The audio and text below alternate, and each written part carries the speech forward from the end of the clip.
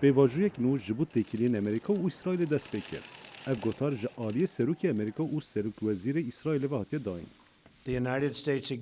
امریکا دیسا پشگیریا خوب و حوالبند خوی هجا اسرائیل را دوباره دکد. گوتارن هر دو آلیان ید درباره ترور اسلام رادیکال و رگرتنا ایرانه بو آماده کردن چک ناوکی هفبارن.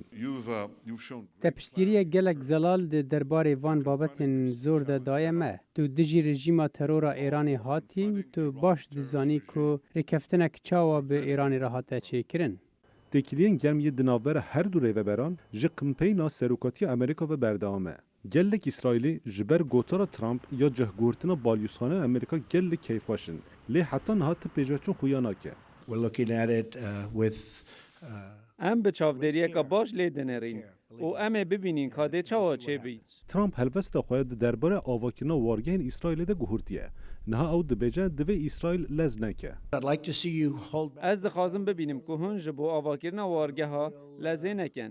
ام نهال سر رکفتنه که کار دکن. و ما باور رکفتنه دهتا چه کرن. لی اف رکفتن ندیاره. لآلین دنجه چاره سریا ترامپ یاد درباره اسرائیل و فلسطین ده هین نزلاله.